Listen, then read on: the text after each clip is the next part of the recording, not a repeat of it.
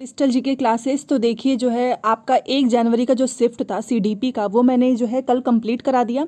आज जो है 3 जनवरी को जो आपका पेपर था ऑनलाइन शिफ्ट पेपर 1 या पेपर 2 दोनों में काम आएगा, तो आप ये ज़रूर कीजिएगा। पहले वाली भी क्लासेस जो हैं रेगुलर बेसिस पे आ रही हैं, ईवीएस हो गया, सीडीपी हो गया, पीवाईक्यू जो ऑनलाइन था, क्योंकि वो 1 महीने का पेपर भी अगर आपने अच्छे से किया हुआ है तो भी आप अच्छा सा स्कोर कर सकते हो, बट वो काफ़ी इंपॉर्टेंट है इसलिए वो मैंने स्टार्ट किया है। तो आज वो स्टार्ट करते हैं। पहले वाले क्लासेस की प्लेलिस्ट बनी हुई है, टेलीग्राम चैनल का लिंक दिया हुआ है, आप जुड़ सकते हैं। तो देखिए सबसे पहले आप यहाँ पर देख सकते हैं, ये जो है यहाँ पर डेट मेंशन भी है और ये ऑनलाइन मोड में, मतलब डायरेक्टली जैसा वहाँ पेपर आपको आता है सेम वैसा ही उसी पैटर्न में है। ऐसा नहीं कि एक साइड में लेफ्ट होगा हिंदी इंग्लिश दोनों जो है आपको स्क्रीन पे एक ही साथ दिखेगा, वैसा नहीं होगा। या तो एक टाइम पे हिंदी ही दिखेगा या तो एक टाइम पे इंग्लिश ही दिखेगा। आप ऊपर से जो है वो चेंज कर सकते हैं। तो मैंने सोचा कि आपकी प्रैक्टिस ऐसी ही होनी चाहिए, क्योंकि आप जैसा यहाँ पे प्रैक्टिस करके जाएंगे आपको उसका काफ़ी फ़ायदा मिलेगा। बस मेरे साथ जो है जब तक पेपर नहीं हो जाता है अच्छे से पीवाईक्यू कीजिए। टेलीग्राम पे जो मैं क्विज़ेस डालती हूँ उसके आंसर देते रहिए। वो सारे जो हैं आपके प्रीवियस ईयर के ही क्वेश्चन होते हैं, तो आपको उसमें काफ़ी बेनिफिट मिलेगा। तो देखिए ये 3 जनवरी का है और आज जो है मैं वही कराने वाली हूँ सीडीपी। 2 दिन सीडीपी एंड 2 दिन ईवीएस होगा। हिंदी के भी सेशन जो है मैं गद्यांश पद्यांश जो है उसको ट्रिक में आपको बताऊंगी कि कैसे आप बहुत आसानी से कर सकते हैं। तो चलिए स्टार्ट करते हैं आज का फर्स्ट क्वेश्चन। अगर आपको थोड़ी बहुत भी दिक्कत हो रही होगी तो प्लीज़ क्वालिटी बढ़ा लीजिएगा, क्योंकि ये ओरिजिनल पेपर है, इस वजह से थोड़ा सा ये डल आता है। तो जैसा कि आप यहाँ पर देख सकते हैं, पहला क्वेश्चन है कि समकालीन विचारधाराओं के अनुसार बाल विकास की प्रक्रिया। ये क्वेश्चन है कि जो समकालीन विचारधारा था जिसे क्या बोलते हैं, कंटेम्पररी पर्सपेक्टिव्स, तो उस टाइम पे जो है बच्चों का जो डेवलपमेंट था उसकी प्रक्रिया क्या थी। पहला है कि सभी बच्चों के लिए एक समान है, मतलब जितने भी बच्चे हैं उनके लिए ये विकास एक समान है, कि सभी बच्चे एक निश्चित आयु तक आते आते विशिष्ट निर्धारित लक्ष्य जो है अवश्य प्राप्त कर लेते हैं। मतलब सभी बच्चों के लिए एक समान होगा, तो ये नहीं है, क्योंकि आपको पता है कि सभी बच्चों का जो विकास होता है वो अलग अलग होता है। दूसरा है बहुआयामी है, क्योंकि बच्चे विभिन्न प्रकार के संदर्भों में पलते बढ़ते हैं। ये राइट हो सकता है, क्योंकि हर बच्चा एक दूसरे से अलग होता है, वो अलग जगह से आता है, अलग जगह उसका माहौल होता है, उसका घर का हो गया, सारी चीज़ें अलग होती हैं, उसका पालन पोषण हर चीज़ अलग होता है। एंड तीसरा देखिए कि विकास का जो है पूर्वानुमान बिल्कुल नहीं लगाया जा सकता, यद्यपि विकास सभी के लिए एक दिशात्मक होता है। कल ही मैंने आपको बताया था कि ये जो है एक दिशात्मक नहीं होता है, बहुआयामी होता है। और विकास का ये क्वेश्चन मैं आपको अच्छे से इसलिए इस पर थोड़ा सा हाईलाइट करना चाहूँगी, क्योंकि ये क्वेश्चन पूछा था कि क्या विकास का पूर्वानुमान लगाया जा सकता है, मतलब बच्चे जो डेवलपमेंट होता है बच्चों का, तो यस लगाया जा सकता है। क्योंकि अगर आप स्कूल में पढ़ाई करते होंगे तो कई बार आपने देखा होगा आपके टीचर बोलते हैं कि ये लड़का जो है वो बड़े होकर डॉक्टर बनेगा, ये इंजीनियर बनेगा, ये डांसर बनेगी, सिंगर बनेगी। तो वो पहले से ही हम पूर्वानुमान लगा सकते हैं। अगर बच्चे की जैसी एक्टिविटी है हमारे सामने वैसी दिखती है, बच्चा अगर वैसे एक्ट करता है, तो अगर कभी भी क्वेश्चन पूछे कि क्या विकास का जो है पूर्वानुमान, मतलब पहले से ही इसकी भविष्यवाणी जो है वो कर सकते हैं, तो यस इस पर हमेशा जो है ये राइट होगा, नहीं वाला कभी मत कीजिएगा। एंड 4 की केवल माता पिता से ही होता है, तो ऐसा बिल्कुल भी नहीं है। आपको पता है अनुवांशिक एंड पर्यावरण दोनों का बहुत बड़ा रोल होता है डेवलपमेंट में। तो इसका राइट आंसर क्या होगा, इसका राइट आंसर है ऑप्शन नंबर 2, ये बहुआयामी है, क्योंकि बच्चे जो हैं अलग अलग पलते बढ़ते हैं। नेक्स्ट नंबर 2 देखिए कि विकास का सिद्धांत बताता है कि गामक कौशलों का विकास शरीर के मध्य से आरंभ होकर शरीर के सिरों की ओर बढ़ता है।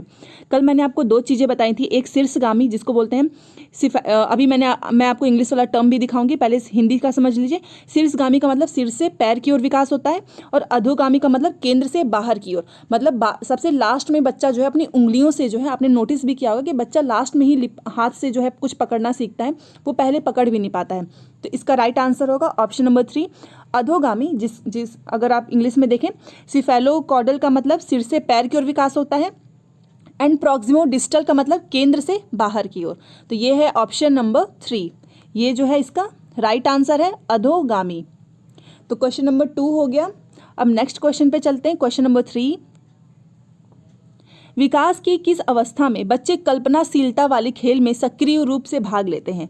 मतलब कि कौन से स्टेज में जो है बच्चा जो है वो एक्टिवली इंगेज होता है जैसे खेल कूद में आप देखते होंगे कि जो बच्चे होते हैं वो कितना, जब भी स्कूल से आते हैं तो हमेशा भागना चाहते हैं, कभी क्रिकेट खेलना है उनको, मतलब अपने दोस्तों के साथ कुछ ना कुछ खेलना ही होता है।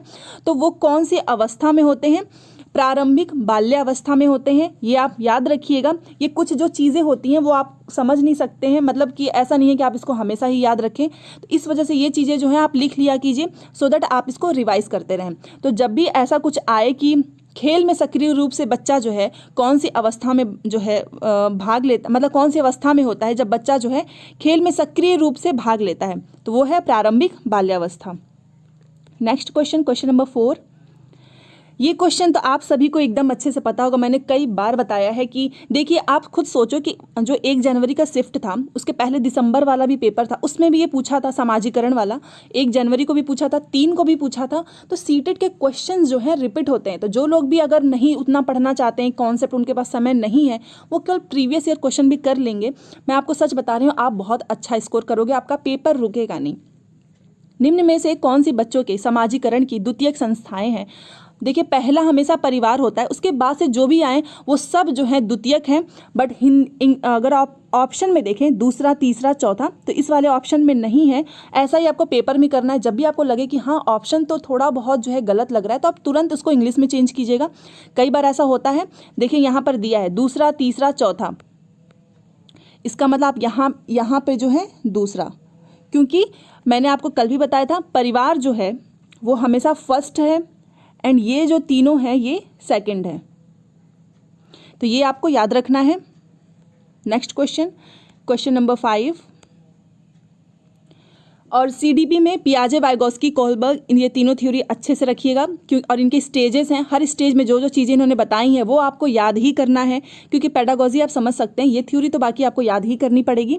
तो जैसा कि आप अगर हाँ ये क्वेश्चन नंबर 5 है कि रुचि है, रुचि को 3 पेंसिलें जो हैं वो दिखाई जाती हैं। वह देखती है कि पेंसिल क जो है पेंसिल ख से बड़ी है, मतलब पहली जो पेंसिल है क वाली वो ख से बड़ी है, और ख जो है वो ग से बड़ी है। मतलब क को बोल रही है कि वो पेंसिल ख से बड़ी है और ख वाली जो है वो ग से बड़ी है। तो जब रुचि यह निष्कर्ष निकालती है कि क जो है ग से बड़ी है, क्योंकि आपको पता अगर क जो है ख से बड़ी है, पेंसिल ख जो है ग से बड़ी, तो क जो है वो ग से तो बड़ी होगी ही।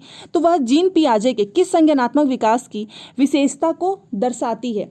तो ये जो है उनके सकर्मक अनुमान में ये चीज़ है, और इन्होंने बताया भी है कि सकर्मक अनुमान, जिसे इंग्लिश में आप देख लीजिए अगर आपको ना समझ में आए, जिसे बोलते हैं ट्रांजिटिव थॉट। इसको इंग्लिश में बोलते हैं ट्रांजिटिव थॉट, कि जब भी बच्चा ऐसा सोचता है कि मतलब बस पेंसिल छोड़ दीजिए, कोई भी चीज़ की ये चीज़ उससे बड़ी ये और वो चीज़ उससे भी बड़ी है, तो उसको बोलते हैं सकर्मक अनुमान। तो ये है इसका राइट आंसर, ऑप्शन नंबर 3। तो ये सारे स्टेजेस आप याद रखिएगा, क्योंकि ये स्कीमा की भी बात करते हैं, जिसे बोलते हैं ज्ञान का भंडार। जो है बच्चे का जो दिमाग है उसमें पूरा ज्ञान का भंडार रहता है। तो ये सारी चीज़ें जो है इनकी थ्योरी में अच्छे से डिटेल में है। Next question, question number 6। Jean पियाजे के संज्ञानात्मक विकास के सिद्धांत के अनुसार मूर्त संक्रियात्मक चरण में, मतलब कॉन्क्रीट, मूर्त का मतलब ही होता है कॉन्क्रीट, और इनके जो 4 स्टेजेस हैं SPCF, ये न्यूमोनिक आप याद रखिएगा। Sensory motor, pre operational, concrete and formal. Concrete का मतलब मैंने पहले बताया कि जो चीज़ सामने हो बच्चा उसी के बारे में सोच सकता है। मतलब अगर आपने उसके सामने एप्पल दिखाया तो वो बता सकता है इसकी स्पेलिंग क्या है, कौन से कलर का है। और फॉर्मल का मतलब कि अगर उसको आप कुछ भी चीज़ ना दिखाओ, बस आप उसे बोल दो कि हाँ अब एप्पल जो है वही, आप अगर अब ऐसे बस पूछो कि एप्पल है उसकी स्पेलिंग बताओ, तो वो बिना देखे भी बता सकता है। छोटे छोटे जो बच्चे होते हैं हम इसलिए उनको जो है सामान, मतलब चीज़ें दिखा दिखा कर याद करते हैं। तो यही चीज़ है, तो वो फॉर्मल में होता है, कॉन्क्रीट में नहीं। तो इसमें यही पूछ रहा है कि कौन सी चरण जो है मूर्त संक्रियात्मक चरण में बालक निम्न में से क्या कर पाने के योग्य होता है? तो देखिए परिकल्पना का मतलब हाइपोथेटिकल, जो लॉजिकल रीजनिंग होती है जिसमें आप बिना सामने रहे उसके बारे में सोच सकें, ये तो होता नहीं, ये फॉर्मल में होता है। अमूर्त चिंतन भी उसी को बोलते हैं। तो इसका राइट आंसर है ऑप्शन नंबर 1। ये जो है प्रतिवर्तन, इसको बोलते हैं रिवर्सिबिलिटी। एक होता है रिवर्सिबिलिटी, एक होता है इरिवर्सिबिलिटी। रिवर्सिबिलिटी का अगर मतलब मैं आपको बताऊं, अगर 2 + 4 = 6, तो बच्चा ये चीज़ कर सकता है, बट अगर आप इसको रिवर्सिबल कर दें 4 + 2 = 6, मतलब वो चीज़ों को जो है उलट पुलट नहीं सकता है, वो होता है रिवर्सिबिलिटी। और इरिवर्सिबिलिटी का थॉट, चाहे आप उसको 2 + 4 करके दे दो या 4 + 2 करके दे दो, तो इसे बोलते हैं इरिवर्सिबिलिटी। या फिर ऐसे भी मैं आपको बताना चाहूँ कि आप एक ग्लास में पानी रख लो, तो अगर आप उस ग्लास के पानी को एक बड़े से बर्तन में डाल दो, तो बच्चा इस चीज़ को नहीं समझ सकता है कि ग्लास वाला पानी और वो बड़े से बर्तन में जो पानी, वो दोनों इक्वल ही है। उसे बोलते हैं इरिवर्सिबिलिटी थॉट। तो इस टाइम पे जो है ये थॉट जो है नहीं रहता है, वो होता है फॉर्मल में। तो ये आपको याद रखना है। देखिए यहाँ पर लिखा भी है रिवर्सिबिलिटी, तो ये होगा मूर्त संक्रियात्मक जो चरण है कॉन्क्रीट, उसमें बच्चा सिर्फ और सिर्फ रिवर्सिबल ही कर सकता है। Option number 1। Next question, question number 7। देखिए पियाजे, वाइगोस्की, कोहलबर्ग, आप चाहे कोई भी पेपर उठा लीजिए, इन्हीं तीनों की थ्योरी आती है, तो ये तो आपको एकदम याद होना चाहिए, इनके स्टेजेस सब कुछ। और आप मेरे से बताना, कमेंट करना, तो मैं इसकी थ्योरी आपको अच्छे से समझा दूंगी, जो जो एग्जाम में पूछे जाते हैं उसी टाइप के।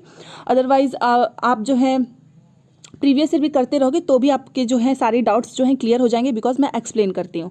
7 क्वेश्चन देखिए, निम्न में से कौन सा चरण लॉरेंस कोहलबर्ग के द्वारा दिए गए नैतिक विकास के सिद्धांत में शामिल नहीं है। देखिए नहीं वाले क्वेश्चन पे जो है आपको थोड़ा ध्यान देना चाहिए, क्योंकि ये क्वेश्चन ऐसे होते हैं जो हमेशा गलत हो जाते हैं। तो कौन सा नहीं है, तो इनके जो है मैंने आपको हमेशा बताया है, देखिए इनका जो है 3 स्टेज है और हर स्टेज में जो है 2 लेवल्स हैं, तो कितने हो गए 6। और ये आपको याद भी रखना है, इनके 3 स्टेज एंड उसका जो 6 लेवल है, बस इतना ही इसी के अंदर पूछता है। कौन कौन से हैं, तो कन्वेंशनल है, कन्वेंशनल स्टेज है, प्री कन्वेंशनल है एंड पोस्ट कन्वेंशनल है। तो आप इससे भी याद रख सकते हो, जो हिंदी में समझ सकते हैं। एक तो परंपरागत है, फिर पूर्व परंपरागत है, और हिंदी वाला मैं आपको बता देती हूँ। देखिए ये पारंपरिक है, पूर्व पारंपरिक है, उत्तर पारंपरिक है। ये अपारंपरिक चरण ऐसी कोई इन्होंने बात नहीं की है, मतलब कन्वेंशनल हो गया। अगर मैं आपको यहाँ पर, अगर वैसे आप इंग्लिश वाला याद रखेंगे तो आपको ज़्यादा इजी होगा, हिंदी के थोड़े से टफ लगते हैं। देखिए conventional, pre conventional and post conventional. Unconventional stage जो है ये नहीं है, तो ये आप जो है इसको याद रखिए। 3 स्टेज है, तो ये बहुत ईजी है। तो कौन सा होगा, नहीं वाला पूछा है, तो ये है option number 2। Next question, question number 8। अब ये है वाइगोस्की से रिलेटेड। एक अध्यापिका अपनी कक्षा के लिए लेव वाइगोस्की के सामाजिक संरचनावादी सिद्धांतों पर आधारित शिक्षण अधिगम प्रक्रिया जो है वो तैयार करना चाहती है।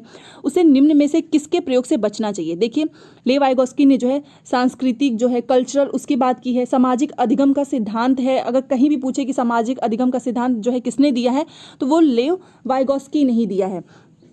तो एक जो टीचर है वो अपने कक्षा में इनका जो सामाजिक संरचनावादी जो सिद्धांत है उसी पे आधारित जो है शिक्षण अधिगम प्रक्रिया, जो उसकी टीचर लर्निंग जो भी मेथड है जो बच्चों के लिए तैयार करना चाहती है, तो उसे निम्न में से किसके प्रयोग से बचना चाहिए। कौन सा ऐसा प्रयोग है जो उसे नहीं करना चाहिए, तो ये आपको बताना है। सबसे पहला, सामाजिक संदर्भों पर आधारित शिक्षण अधिगम की अभिकल्पना करना। ये तो करना ही चाहिए, क्योंकि हर बच्चा जो है अलग अलग जगह से आता है, तो ये नॉलेज होना ही चाहिए आपके अंदर। दूसरा, विद्यार्थियों के अधिगम प्रयासों का गहन अवलोकन करना।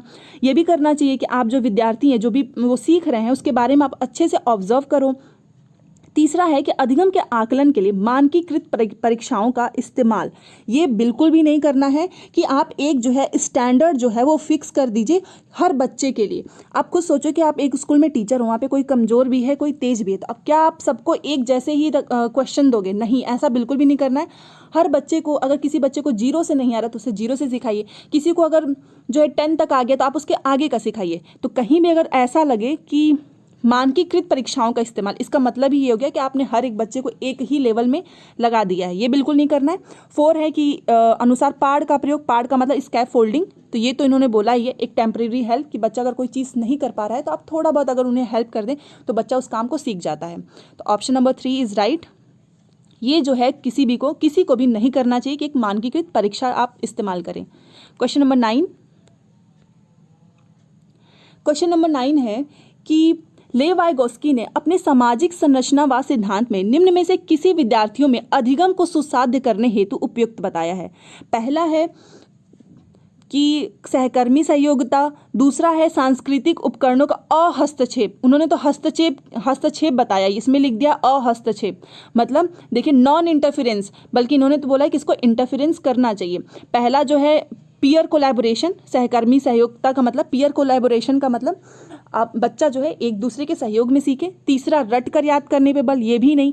और चौथा है गैर संदर्भित पाठ्यक्रम, इसको बोलते हैं डी कॉन्टेक्चुअलाइज्ड करिकुलम, मतलब कि एक होता है कॉन्टेक्चुअल, आप उसी संदर्भ में उसे पढ़ाएं, और ये है कि उसका जो करिकुलम है आप उससे एकदम हट के पढ़ाएं, जो उसके बिल्कुल भी काम की चीज़ें ना हो, तो ये नहीं करना है। इन्होंने एक चीज़ की बात की है सहकर्मी सहयोगिता, पीयर कोलैबोरेशन। इस और आपको पता भी है कि एक दूसरे के साथ जो है बच्चे ज़्यादा सीखते हैं। क्वेश्चन नंबर 10, प्रगतिवादी क्लासरूम से मैंने 2-3 बार बहुत बार बताया ही हुआ है, तो ये आप बहुत आराम से कर सकते हैं। किसी प्रगतिवादी कक्षा के बारे में एक अध्यापिका का क्या विश्वास होना चाहिए, कि एक कोई क्लासरूम है वो प्रोग्रेसिव क्लासरूम, उसके बारे में जो है टीचर, उसका विश्वास क्या होना चाहिए सबसे पहले, कि मतलब उसे क्या लगता है कि कैसे हम बच्चों को ज़्यादा अच्छे से पढ़ा सकते हैं, यही पूछ रहा है।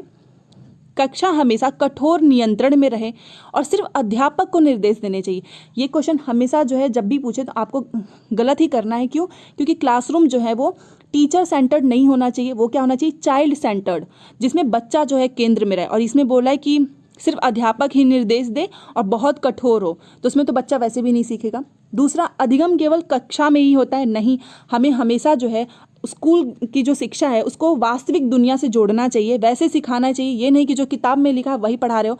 बाहर की जो दुनिया है, वास्तविक दुनिया, उन्हें कभी भ्रमण पे ले जाइए, उनसे कभी प्लांटेशन कराइए, बहुत सी चीज़ें होती हैं, तो ये गलत है। तीसरा, कक्षा में विद्यार्थी अपने साथ विविध प्रकार के समृद्ध अनुभव लाते हैं, हाँ ये सही है। एंड 4, विद्यार्थी केवल आ गया, देखिए मैंने हमेशा बोला है जहाँ भी आपको बस केवल दिखे वो ऑप्शन आप तुरंत एलिमिनेट कर दीजिए। अगर आपको कोई ऑप्शन ना भी समझ में आए तो कहीं केवल है तो उसको काट दीजिए, बाकी के जो 3 ऑप्शन बचते हैं उसमें से आप सही वाला बता सकते हैं। तो केवल ड्रिल और अभ्यास के माध्यम से ही सबसे अधिक अच्छे से सीखता है, ये बिल्कुल गलत है। तो ये option number 3 is right. And इसका एक्सप्लेनेशन मैं आपको करना चाहूँगी, क्योंकि देखिए कक्षा में विद्यार्थी जो है अपने साथ बहुत तरह के जो है समृद्ध अनुभव लाता है। वो तो मैंने आपको पहले भी बताया कि बच्चा जो है वुम्ब टू टॉम, जब से माँ के गर्भ से लेकर मृत्यु तक जो है, मतलब जब तक इस दुनिया में रहता है, जीवन पर्यंत वो सीखता रहता है। तो आई होप आपको समझ में आया होगा। इसका आंसर है option number 3। Next question, question number 11, किस विचारक ने इस बात को नकारा है कि बुद्धि एकल इकाई है और कई पृथक स्वतंत्र बुद्धियों का सिद्धांत प्रतिपादित किया है? ये आपको बताना है कि कौन सा ऐसा विचारक है कि वो बोलता है कि बुद्धि जो है वो एकल इकाई है और कई पृथक स्वतंत्र बुद्धियों का सिद्धांत प्रतिपादित किया है। जब भी ऐसा क्वेश्चन आए इंग्लिश में देख लीजिए कि जहाँ पर भी जो है मल्टी जो इंटेलिजेंस है, मतलब बहुबुद्धि की बात हो, इसमें यही बात हो रही है, तो आपको याद रखना है हार्वर्ड गार्डनर, इनका नाम क्या है, हार्वर्ड गार्डनर। इन्होंने जो है बहुबुद्धि सिद्धांत दिया है। कहीं पर भी अगर बहुबुद्धि सिद्धांत की बात हो तो आपको याद रखना है हार्वर्ड गार्डनर। और इसमें देखिए इन्होंने भी यही बात की है कि कई पृथक स्वतंत्र बुद्धियों का सिद्धांत किसने प्रतिपादित किया है, तो वो है ऑप्शन नंबर 2 हार्वर्ड गार्डनर। तो ये नाम आप याद रखिएगा। जीन पियाजे ने कॉग्निटिव डेवलपमेंट का, संज्ञानात्मक विकास का सिद्धांत दिया है। लेव वाइगोस्की ने जो है सामाजिक अधिगम का सिद्धांत दिया है। तो ये सारी चीज़ें आप याद रखिएगा। नेक्स्ट क्वेश्चन, क्वेश्चन नंबर 12, खिलौने के रूप में गुड़िया मिलने पर रोहन की प्रतिक्रिया थी, मतलब रोहन को एक खिलौना मिला तो उसका रिएक्शन क्या था कि मुझे यह खिलौना पसंद नहीं है क्योंकि लड़के जो हैं गुड़िया से नहीं खेलते। यह किसका उदाहरण है? देखिए ये जेंडर से क्वेश्चन हमेशा आएगा कि आपसे पूछा जाएगा, रूढ़िवादी हो गया, लड़का लड़की, इससे बहुत क्वेश्चन पूछता है। तो ये आपको बताना है कि ये किसका उदाहरण है, जेंडर प्रासंगिकता, जेंडर भेदभाव, जेंडर रूढ़िवादिता या फिर जेंडर स्थिरता। तो याद रखिएगा ये जो है जेंडर रूढ़िवादिता, क्योंकि ये रूढ़िवादी सोच है जिसे बोलते हैं जेंडर स्टीरियोटाइप, जिसे लगता है कि लड़के रोते नहीं हैं, लड़कियां जो हैं वो बस खाना बनाती हैं, लड़कियां जो है मैथ में कमज़ोर होती हैं। तो ये क्या होता है, ये जो है रूढ़िवादी सोच है कि लड़के जो हैं वो गुड़िया से नहीं खेल सकते, लड़के रो नहीं सकते। जब भी ऐसा कोई क्वेश्चन आए तो आप उसका आंसर याद रखिएगा, जिसे बोलते हैं जेंडर स्टीरियोटाइप। और ऐसे क्वेश्चन आप आराम से कर लेंगे क्योंकि इसकी प्रैक्टिस मैं बहुत बार करा दूंगी अच्छे से। नेक्स्ट क्वेश्चन, क्वेश्चन नंबर 13,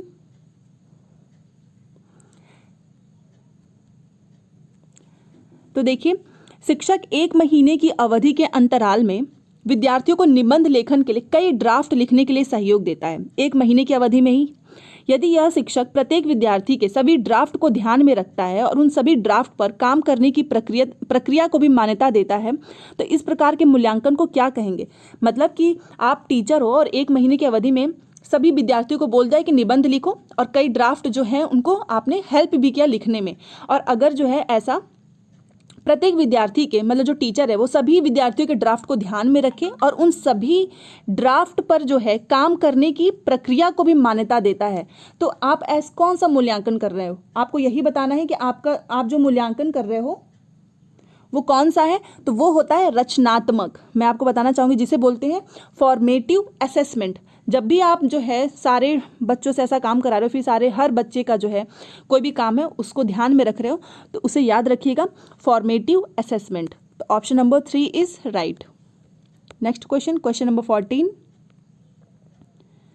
देखिए क्वेश्चन नंबर 14 है कि एक बहुभाषीय कक्षा में शिक्षक को क्या करना चाहिए। तो ये तो मैंने कई बार कराया है, जहाँ पे बच्चा जो है कोई बच्चा है वो 2 लैंग्वेज भी बोल सकता है, मतलब हर बच्चा जो है अलग अलग लैंग्वेज बोल सके, तो उससे आपको हमेशा एक्सेप्ट करना है, ना कि इग्नोर करना है। और बहुभाषी जो है वो क्लास में जो है बाधा नहीं है, कभी भी याद रखिएगा कि वो बाधा नहीं होती है, वो बल्कि दूसरे बच्चों को भी वो सीखने में मदद करता है। तो बोल रहा है कि वार्तालाप के लिए मातृभाषा के उपयोग को निरुत्साहित करना चाहिए, मतलब आप उसको डीमोटिवेट कर दें, ये बिल्कुल भी नहीं करना है। दूसरा है कि ज़्यादातर विद्यार्थियों द्वारा बोली जा रही प्रमुख भाषा को ही स्वीकार करना चाहिए, मतलब अगर आपकी क्लास में हिंदी कोई बोल रहा है तो आप उसे एक्सेप्ट करो, और अगर आपकी क्लास में कोई अगर मान लीजिए बंगाली मराठी जो है बोल रहा है तो आप उसे निग्लेक्ट करो, ये भी नहीं करना है। तीसरा, भाषाओं की विविधता के बारे में जागरूकता लानी चाहिए और विद्यार्थियों को पसंद अनुसार भाषा के इस्तेमाल की अनुमति देनी चाहिए। यस, यही है इसका राइट कि कोई भी बच्चा कोई भी लैंग्वेज बोलता है तो आप जो है जागरूक हो, आप भी सीखिए और उन्हें पसंद आए आप उनको अनुमति दीजिए, ना कि उनको रोकिए। एंड 4 देखिए कि बोल रहा है कि अंग्रेजी को छोड़कर अन्य भाषाओं के उपयोग की उपेक्षा करनी चाहिए, मतलब आप जो है इंग्लिश बोल रहे हैं तो आप उसकी तारीफ कीजिए और बाकी जो लैंग्वेज बोलते हैं तो आप उनकी उपेक्षा करो, तो ये भी गलत है। तो देखिए इसका है ऑप्शन नंबर 3। नेक्स्ट क्वेश्चन 15, ये NEP न्यू एजुकेशन पॉलिसी, उससे क्वेश्चन आना कंफर्म है, मैंने कई बार बताया है, मैंने उसकी वीडियो आप सभी को भेजी है। मुझे पता है आप में से बहुत से लोग नहीं देखे होंगे, आपने सोचा होगा कि अरे क्या देखें, बट वो इंपॉर्टेंट है और ये आपको तब समझ में आएगा जब किसी का 1 या 2 नंबर से रुक जाता है, तो फिर उसे लगता है कि नहीं मुझे पढ़ लेना चाहिए था, और उस टाइम पर हुआ था जिसका ऑनलाइन शिफ्ट में जो लोग नहीं पढ़ के गए थे उनका नुकसान हुआ है, इसलिए मैं बोल रही हूँ पढ़ लीजिएगा प्लीज़। अब देखिए 15 का क्वेश्चन है कि राष्ट्रीय शिक्षा नीति 2020 के अनुसार शिक्षक को क्या करना चाहिए। केवल पूर्व निर्धारित विषय वस्तु पर केंद्रित होना चाहिए, केवल वाले तो गलत ही हो जाएंगे। पहला गलत है, तो देखिए पहला जो है ये तो सब में ही है, ये हिंदी वाले ऑप्शन में ही ऐसा है। देखिए पहला गलत है, तो आप यहीं से भी एलिमिनेट कर सकते हो, क्योंकि देखिए दूसरे में भी है, तीसरे में भी है, चौथे में भी पहला, इसका मतलब कौन सा ऑप्शन होगा? Option 1 is right. फिर भी हम ऑप्शन देख लेते हैं। समस्या समाधान पर केंद्रित होना चाहिए, हाँ हमें बच्चों के अंदर प्रॉब्लम सॉल्विंग एबिलिटी लानी चाहिए। अधिगमकर्ताओं में समालोचनात्मक चिंतन का विकास करना चाहिए। समालोचनात्मक का मतलब होता है क्रिटिकल थिंकिंग। क्रिटिकल थिंकिंग वही होती है कि आप कोई भी प्रॉब्लम है, कुछ भी आप उसके बारे में सोच सको, समझ सको। 4 है अन्वेषण निर्धारित और खोज आधारित। अन्वेषण का मतलब ही होता है खोज करना, और हमें उस चीज़ को प्रमोट करना है। कोई भी बच्चा आप उसे कोई काम दे दो, खुद करने के लिए दे दो, ये सबसे अच्छा होता है कि बच्चा अपने आप से कोशिश करता है। तो देखिए यहाँ पर जो है दूसरा, तीसरा, चौथा होगा, यहाँ ये चीज़ नहीं होगी, दूसरा, तीसरा, चौथा, क्योंकि पहला जो है केवल आ गया है। केवल, कहीं पे भी केवल होता है तो वो गलत होता है, ये ट्रिक आप याद रखिएगा। नेक्स्ट क्वेश्चन 16 है कि पाठ्यक्रम को जल्दी पूरा करने के लिए, कि पाठ्यक्रम जो है करिकुलम, आप उसको जल्दी पूरा करने के लिए एक शिक्षिका हमेशा अपनी पसंद के कुछ बच्चों से उत्तर पूछ लेती है। शिक्षिका द्वारा किया गया यह कार्य, हाँ ये पहले होता भी था कि जो कुछ टीचर होते हैं उनके फेवरेट स्टूडेंट्स होते हैं, ये आपको कभी नहीं करना है, सारे स्टूडेंट्स ही होते हैं फेवरेट, तो कुछ बच्चों से उत्तर पूछ लो और शिक्षिका द्वारा, ताकि हमारा जो पाठ्यक्रम है वो कंप्लीट हो जाए। तो ये क्या है? पाठ्यक्रम पूरा करने हेतु न्यायोचित है, मतलब अच्छा है, ये तो बिल्कुल भी नहीं होगा। एंड यह दर्शाता है कि शिक्षिका में अपनी कक्षा के श्रेष्ठ बच्चों को पहचानने का अच्छा कौशल है। कोई भी बच्चा ना तो श्रेष्ठ होता है, ना ही कोई बच्चा कमजोर होता है, हमें सभी बच्चों को इक्वल देखना है। तीसरा, विद्यार्थियों को समान अवसर की उपलब्धता से वंचित करता है एंड सभी विद्यार्थियों के समान सम्मिलन को सुनिश्चित करने में प्रभावशाली होगा। अब आप समझ गए होंगे कि इसका आंसर कौन सा होगा, क्योंकि अगर आपने केवल कुछ बच्चों को ही उससे उत्तर पूछ लिया तो इसका मतलब आपने क्या किया कि जो बहुत से विद्यार्थी हैं उनके समान अवसर की उपलब्धता जो है उसको आपने छीन लिया, उससे जो है उन बच्चों को वंचित कर दिया। तो ये जो है कभी नहीं करना चाहिए। नेक्स्ट क्वेश्चन 17, गुणज वैकल्य। अब गुणज वैकल्य का आप मतलब समझ ही लिए होंगे, डिसकैलकुलिया होता है। देखिए यहाँ पर लिखा भी है, to support inclusion of student having dyscalculia it is important to. Dyscalculia मतलब जिसे मैथ में दिक्कत होती है। डिसकैलकुलिया से जूझते छात्र के समावेशन हेतु निम्न में से क्या महत्वपूर्ण है। तो डिसकैलकुलिया मतलब गणित से रिलेटेड है, तो आप क्या इसमें से करेंगे। पहला, कार्य पूर्ण करने के लिए सख्त समय बाध्यताएं निश्चित करना, मतलब काम कंप्लीट हो इसके लिए आप बहुत स्ट्रिक्ट जो है टाइम डिसाइड कर दें। ये हमें स्ट्रिक्ट तो होना ही नहीं है, भले से काम पूरा ना हो बट बच्चा कुछ ना कुछ सीखे। दूसरा है, विद्यार्थी को दृश्य आधारित परिकलन, कैलकुलेटर और गणित संबंधी प्रयोज्यता उपलब्ध कराना। अगर बच्चे जो हैं डिसकैलकुलिया से हैं तो आप उनको जो है जो सामने जो कैलकुलेटर है मतलब आप उनको सामने रख के सिखाएं, ना कि ऐसे बस ओरली पूछें, या फिर गणित संबंधी जो भी प्रयोज्यता हो सकती है। प्रयोज्यता का मतलब होता है कि प्रोवाइड विजुअल कैलकुलेटर्स, जो कैलकुलेटर्स होते हैं, and math apps to student, जिससे कि बच्चा आराम से सीख सके। तीसरा है कि पाठ्यांश में मौजूद प्रसंगोचित जानकारी को निष्प्रभ ढकने के लिए अतिरिक्त विषय वस्तु को जोड़ देना। मतलब कि वो जो उसको वो चीज़ नहीं आ रही है तो आप क्या करो, दूसरे सब्जेक्ट्स मतलब दूसरे जो विषय हैं उसको जोड़ दो। तो ये तो गलत है कि आप उस चीज़ को छुपा रहे हैं। विद्यार्थी के अधिगम के आकलन के लिए सिर्फ मानकीकृत तरीकों का इस्तेमाल करना। मानकीकृत वर्ड जो है यही गलत है। हमें कोई भी चीज़ स्टैंडर्डाइज्ड जो है वो फिक्स नहीं करनी है, हर बच्चा अलग अलग तरीके से सीखता है। तो ऑप्शन नंबर 2 जो है वो राइट है, क्योंकि आपको क्या करना चाहिए, कैलकुलेटर दे दीजिए। कोई ना कोई चीज़ जो है आप देखते ही होंगे कि आजकल बच्चों को मैथ बहुत तरीके से सिखाया जाता है, तो आपको वही सारी चीज़ें करनी चाहिए। नेक्स्ट क्वेश्चन 18, और इससे जो है डिसेबल चिल्ड्रेन से जो है क्वेश्चन हमेशा ही पूछता है। एक दृष्टिबाधिता वाले विद्यार्थी के लिए निम्न में से कौन सी सामग्री लाभदायक नहीं होगी। ऐसा क्वेश्चन जो है फर्स्ट वाले शिफ्ट में भी आया था। आप जिन लोगों ने नहीं देखा है CDP की क्लास वो जरूर देखिएगा। तो देखिए, जो एक दृष्टिबाधित है जिसे नहीं दिखाई देता है, तो वैसे बच्चों के लिए कौन सा लाभदायक नहीं है। पहला है स्पर्शी ग्लोब, मतलब जिसमें आप टच करके बच्चों को सिखा सके। तो हाँ, बच्चों को अगर नहीं दिख रहा है तो आप टच करने वाली ही चीज़ें करेंगे। दूसरा, छोटे अक्षरे वाली पुस्तक। एक तो वैसे ही उसे नहीं दिखा रहा है, ऊपर दिखाई दे रहा है, ऊपर से आप उसे छोटे अक्षर वाली दे दो, तो ये नहीं होगा। दृश्य पठन सॉफ्टवेयर एंड दृश्य जो सॉफ्टवेयर होते हैं आजकल बच्चों के लिए, स्क्रीन रीडिंग सॉफ्टवेयर, हाँ तो ये तो सही है। एंड ब्रेल लिपि जो है ऐसे ही बच्चों के लिए होता है, उसमें 6 डिजिट होते हैं, 6 नंबर्स होते हैं, याद रखिएगा, कभी कभी नंबर भी पूछता है। तो ये बच्चे ऐसे जो है चीज़ें होती हैं, ये दृष्टिबाधित बच्चों के लिए ही होता है। तो ऑप्शन नंबर 2 जो है वो गलत है और इसमें नहीं पूछा है, तो ये सही है। Option number 2 is right. Next question 19, अब ये देखिए, ये वाले क्वेश्चन जो है इस बार ऑनलाइन शिफ्ट में भर भर के पूछा था, तो ये आपको अच्छे से करना है। इसमें बहुत लोगों की गलतियां भी हुई थी। 19 क्वेश्चन, पहला क्वेश्चन क्या दे रहा है कि देखिए, भाषा शिक्षण के दौरान एक अध्यापिका को लिखित सामग्री के साथ साथ श्रवण पुस्तकें भी उपलब्ध करवानी चाहिए। अब ये श्रवण पुस्तकें क्या होता है देख लेते हैं। In a language classroom teacher should provide audio books along with text materials. मतलब बस जो है आप उनको टेक्स्ट मटेरियल्स ना प्रोवाइड करो, जो ऑडियो बुक्स आते हैं उनसे भी वो बच्चा आराम से सीख सकता है लैंग्वेज। एंड इसका तर्क क्या है, ये कथन है, इसका तर्क है कि प्रस्तुतिकरण के विविध विकल्प विभिन्न अधिगमकर्ताओं की जरूरतों को पूरा करते हैं, जैसे कि पठन विकारों से जूझते विद्यार्थी।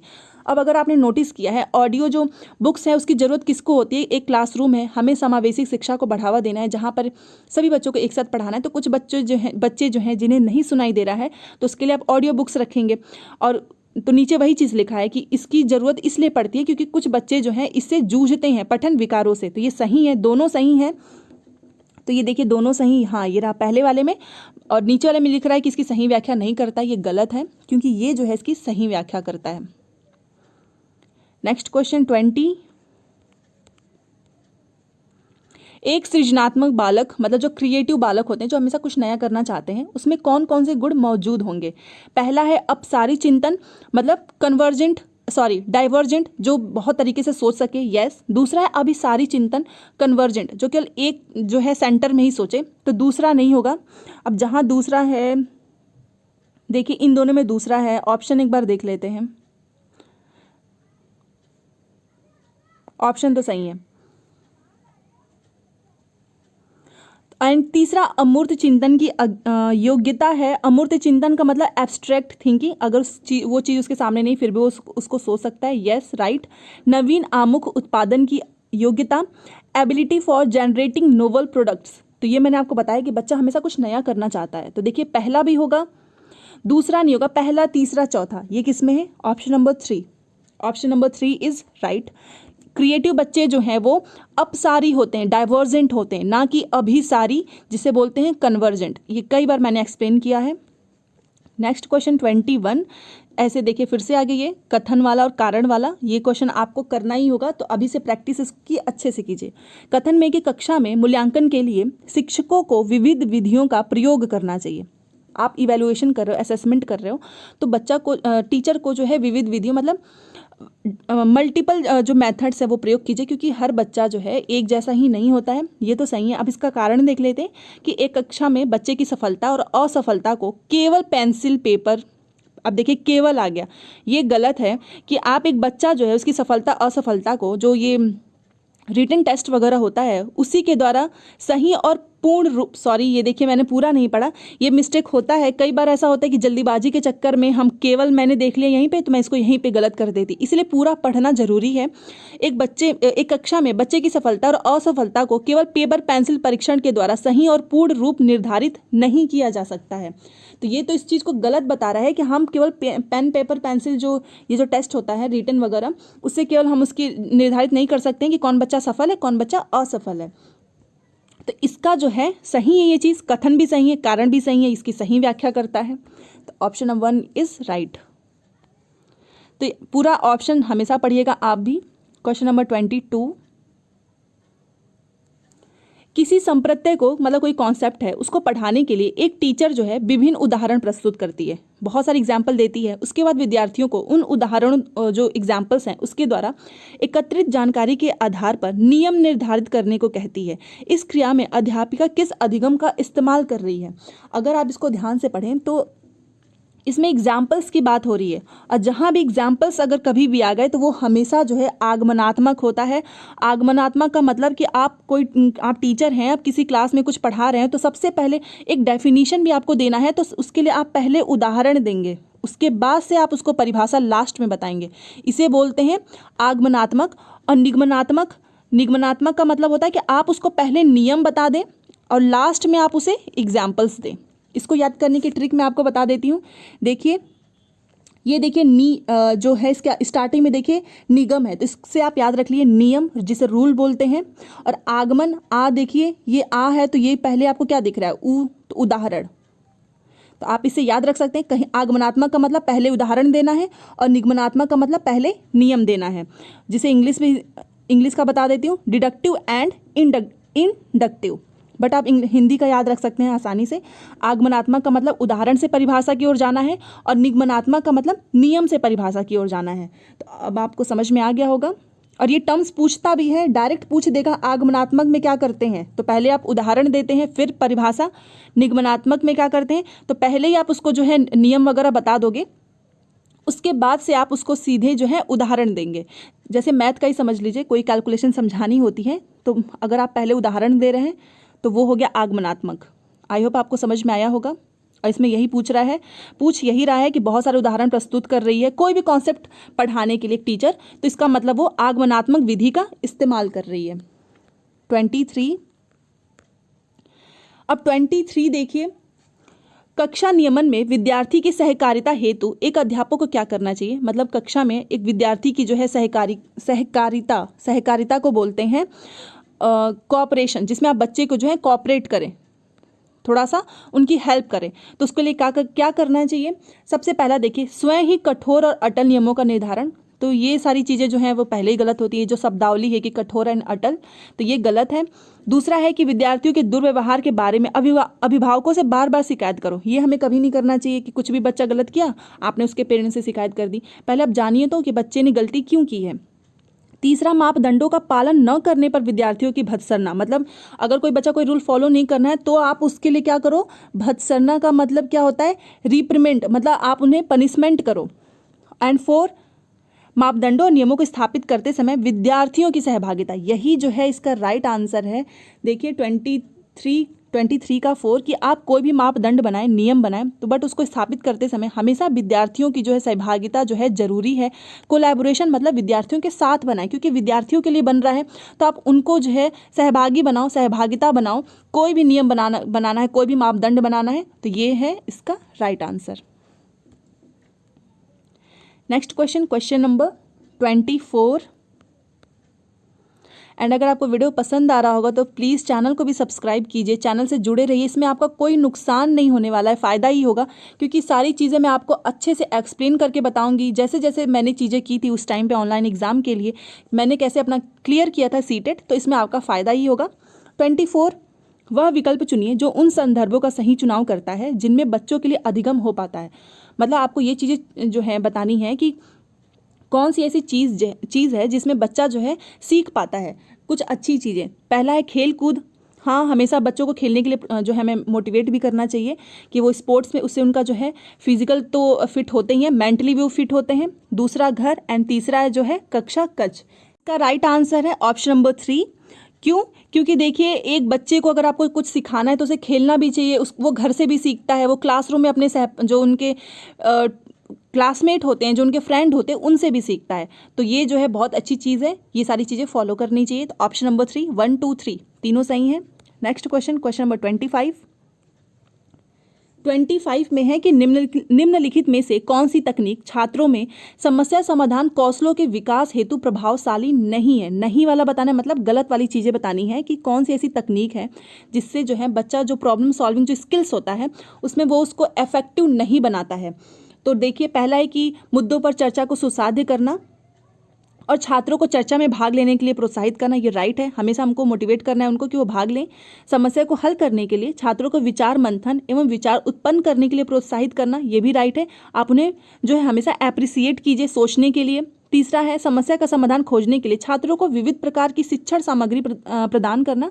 कोई प्रॉब्लम सॉल्विंग जो है एबिलिटी के लिए हमें बच्चों को बहुत तरह की जो है शिक्षण सामग्री प्रदान करनी चाहिए, जिससे कि बच्चा बहुत समस्या जो प्रॉब्लम सॉल्विंग एबिलिटी उनके अंदर आए। एंड 4, हर समस्या के लिए एक ही जैसी पूर्व निर्धारित चरण प्रक्रिया के इस्तेमाल पर बल देना। ये रॉन्ग है कि आप एक ही समस्या, मतलब कोई भी प्रॉब्लम है आप उसको एक ही चीज़ बताओ कि तुम्हें ऐसे इसको इस्तेमाल करना है, ऐसे ही सीखोगे, तो ये हमेशा गलत होता है। Option number 4 is right.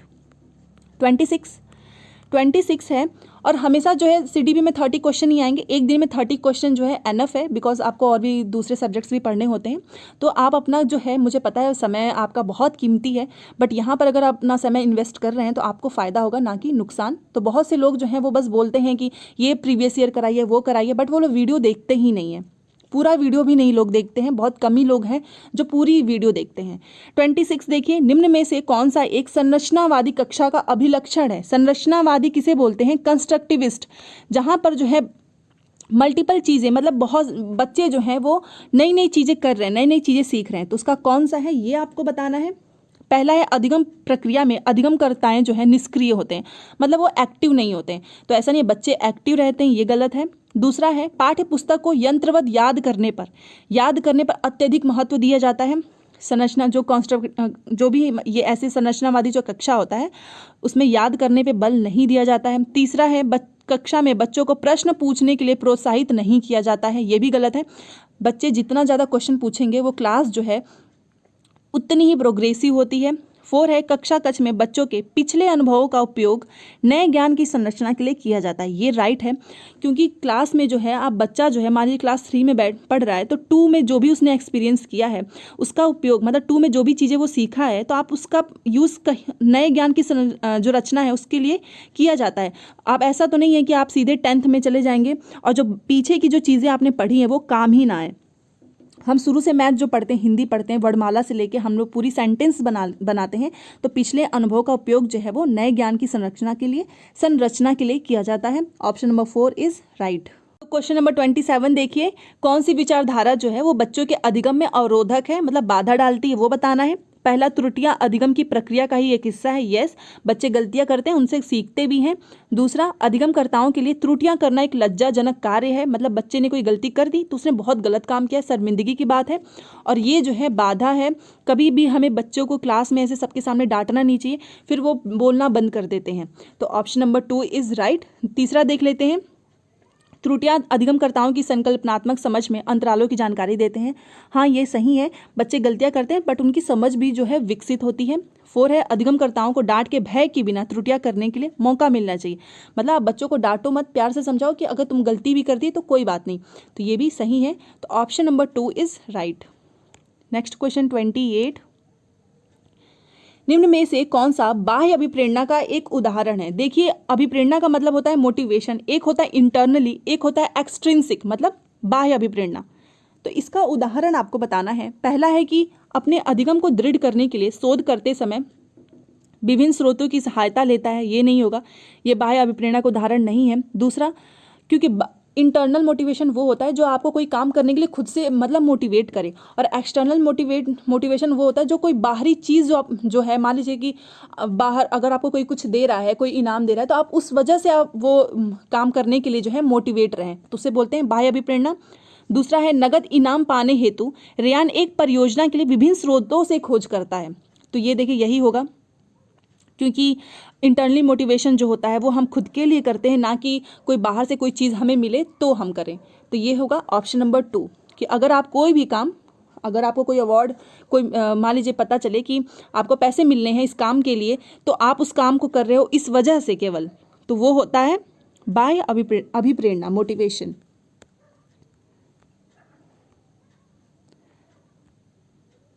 Next question है 29। अब ये देखिए, कोविड से भी क्वेश्चन पूछा था। कोविड-19 महामारी के दौरान तनाव ने विद्यार्थियों के प्रदर्शन को नकारात्मक रूप से प्रभावित किया है, यह निम्नलिखित में से किस प्रकार के संबंध को स्पष्ट करता है। आपको पता ही है कि कोविड-19 के समय पे जो है बहुत सारा तनाव था बच्चों के ऊपर, वो उसको नेगेटिव रूप से जो है इफेक्ट भी किया। तो कौन सा ऐसा जो प्रकार है वो उस संबंध को स्पष्ट करता है, आपको बताना है। पहला है प्रतियोगिता और संज्ञान, या फिर संज्ञान और संवेग, मतलब संज्ञान का मतलब क्या होता है, कॉग्निशन एंड इमोशंस, वो, या फिर अनुवांशिकता को कैसे कर सकता है। चौथे में भी है अनुवांशिकता और वातावरण, तो इसका ऑप्शन नंबर 2 जो है वो राइट है। बच्चे का जो, इससे देखिए उनका तनाव हुआ है, तनाव का मतलब ही हो गया कि उनके मेंटल लेवल की बात हो रहा है, तो और मेंटल लेवल में कहाँ प्रतियोगिता आ गया, इसका मतलब संज्ञान और संवेग, उनका कॉग्निशन एंड इमोशंस, उसको जो है प्रभावित किया है, और ये जो है इसको स्पष्ट करता है इस संबंध को। तो ऑप्शन नंबर 2 इज राइट। कोई भी क्वेश्चन में डाउट हो आप कमेंट करिएगा, मैं इसको अच्छे से एक्सप्लेन कर दूंगी बाद में। और ये है आज का हमारा लास्ट क्वेश्चन। कल फिर से आपको ईवीएस के जो है नेक्स्ट शिफ्ट के जो है ऑनलाइन क्वेश्चंस जो है वो मैं कराऊंगी। पहले की क्लासेस आप लोग देखते रहिए, अपने दोस्तों के साथ भी शेयर कीजिए। आप लोग वीडियो भी नहीं शेयर करते हो, ना तो लाइक करते हो, ना ही चैनल को सब्सक्राइब करते हो। कोई बात नहीं, बस एक काम कीजिए, अच्छे से पढ़ाई करते रहिए, आपका सीटेट क्लियर होना चाहिए।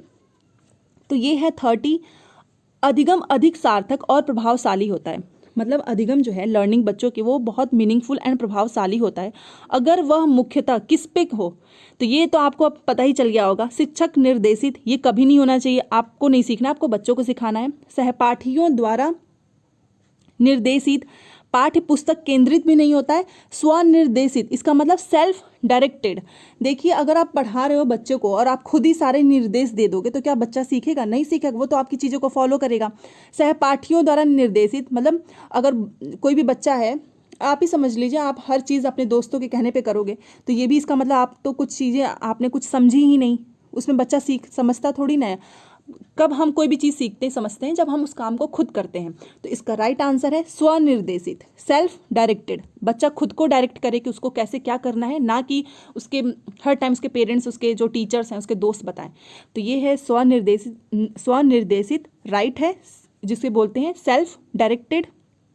आई होप आपको आज की क्लास अच्छी लगी होगी। अच्छी लगे तो प्लीज़ लाइक कीजिएगा ज़रूर, अपने दोस्तों को शेयर कीजिए। आप लोग शेयर करेंगे तो मुझे इसलिए भी अच्छा लगेगा कि जो दूसरे लोग तैयारी करें उन्हें भी मौका मिल रहा है जो प्रीवियस ईयर क्वेश्चन है उसको करने को, और वो सीटेट क्लियर कर लेंगे।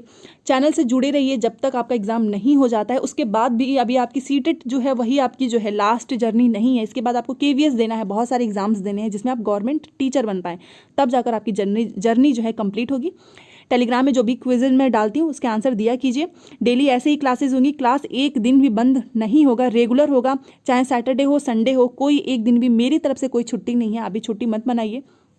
एंड मुझे पता है आप फर्स्ट टाइम अगर आप चैनल पे विजिट कर रहे हैं तो आपको उतना आइडिया नहीं है, तो एक बार चैनल को विजिट कर लीजिएगा। टेलीग्राम का लिंक मैंने डाला हुआ है, वहाँ पर भी आप जुड़ जाइए।